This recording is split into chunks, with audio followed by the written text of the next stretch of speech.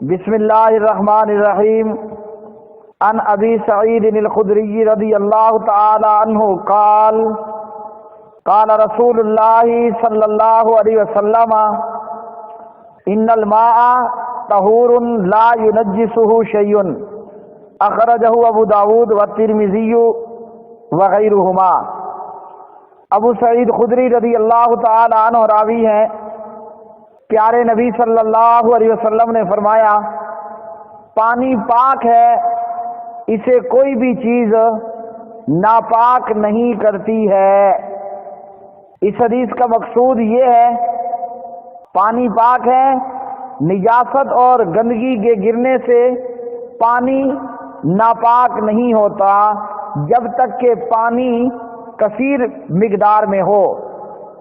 اگلی حدیث عن ابی امامۃ الباہلی رضی اللہ تعالی عنہ قال قال رسول اللہ صلی اللہ علیہ وسلم ان الماء لا ينجسه شیء الا ما غلب على ریحہ وطعمہ ولونہ، اخرجہ ابن ماجہ وضعفہ ابو حاتم وللبیہقی الماء طہور الا ان تغیر ریحہ او طعمہ او لعنہ بنجاست تحدث فیہ۔ ابو امامہ رضی اللہ تعالی عنہ راوی ہیں، نبی صلی اللہ علیہ وسلم فرماتے ہیں پانی کو کوئی بھی چیز ناپاک نہیں کرتی سوائے اس کے کہ پانی پر ناپاک پلید چیز کی بو، ذائقہ اور رنگت غالب آ جائے۔ یہ روایت سنداً ضعیف ہے۔ امام مالک رحمہ اللہ کا یہی کہنا ہے کہ جب تک رنگت، ذائقہ اور بو یہ پانی کی درست رہے پانی پاک ہوتا ہے۔ اگلی حدیث عن عبداللہ بن عمر رضی اللہ تعالی عنہما قال قال رسول اللہ صلی اللہ علیہ وسلم اذا كان الماء قلتين لم يحمل الخبث وفي لفظ لم ينجس، اخرجہ ابو داود وغیرہ۔ عبداللہ بن عمر رضی اللہ تعالی عنہما راوی ہیں، نبی کریم صلی اللہ علیہ وسلم نے فرمایا جب پانی کی مقدار 2 بڑے مٹکوں کے برابر ہو تو وہ نجاست کو قبول نہیں کرتا، یعنی پانی نجس ناپاک نہیں ہوتا ہے۔ اس حدیث سے معلوم ہوا کہ اگر پانی زیادہ مقدار میں ہے اور اس میں کوئی نجاست گر جائے تو وہ پانی ناپاک نہیں ہوتا ہے۔ ہاں اگر اس کا ذائقہ، اس کی رنگت اور اس کی بو یہ تبدیل ہو جائے تو پھر وہ پانی ناپاک ہوگا۔ 2 بڑے مٹکوں کی جو مقدار ہے وہ موجودہ زمانے کے پیمانے کے مطابق 227 کلو گرام یعنی 5 من 27 کلو گرام پانی۔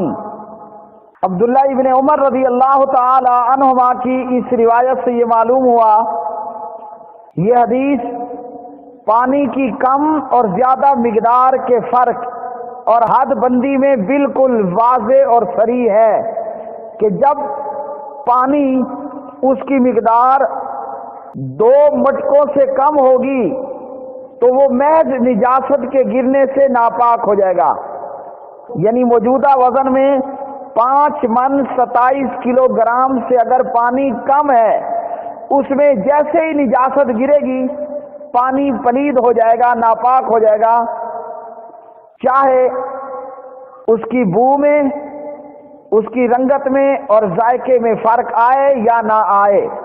اور اگر 2 مٹکوں سے یا 2 مٹکے یا 2 مٹکوں سے زیادہ پانی ہے اور نجاست گر جائے تو پھر اصول یہ ہوگا کہ اگر اس کا رنگ، کلر درست ہے، ذائقہ ٹیسٹ درست ہے، بو سمیل اس کی درست ہے تو پانی پاک۔ اگر اس کے کلر میں، ذائقہ ٹیسٹ میں اور سمیل میں خرابی آ چکی ہے تو پانی ناپاک ہے۔ اگلی حدیث، عن ابی ہریرہ رضی اللہ تعالی عنہ قال قال رسول اللہ صلی اللہ علیہ وسلم لا يغتسل احدكم في الماء الدائم وهو جنب، اخرجہ مسلم۔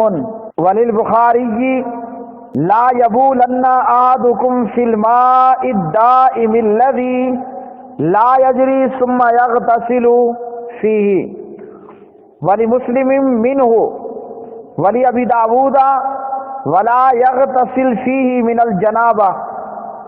حضرت ابو ہریرہ رضی اللہ تعالی عنہ راوی ہیں، پیارے نبی صلی اللہ علیہ وسلم نے فرمایا، تم میں سے جو شخص حالت جنابت میں ہو وہ کھڑے ہوئے رکے ہوئے پانی میں غسل نہ کرے۔ اور صحیح بخاری کے الفاظ ہیں کہ تم میں سے کوئی بھی کھڑے پانی میں جو جاری نہ ہو پیشاب نہ کرے اور پھر اس میں غسل کرے۔ صحیح مسلم کے الفاظ میں فی کی بجائے منہ ہے، یعنی اس سے کچھ پانی لے کر غسل نہ کرے۔ اور ابو داود میں الفاظ ہیں کہ کھڑے ہوئے پانی میں غسل جنابت نہ کرے۔ جنابت یا جنبی شخص بیوی سے جماع ہم بستری کی وجہ سے منی نکلی یا احتلام کی وجہ سے منی نکلی تو ایسی حالت جنابت کی حالت ہے اور ایسا شخص جنبی آدمی ہے۔ تو نبی صلی اللہ علیہ وسلم نے جنبی آدمی کو کھڑے ہوئے پانی میں غسل کرنے سے منع کیا ہے۔ کھڑا ہوا پانی اگر مقدار میں کم ہے، غسل کرنے والے جنبی نے غسل کیا یا اس میں پیشاب کیا تو یہ پانی ناپاک ہو جائے گا۔ کھڑے پانی میں نہ پیشاب کرنا ہے نہ اس میں غسل کرنا ہے جنابت وغیرہ کا۔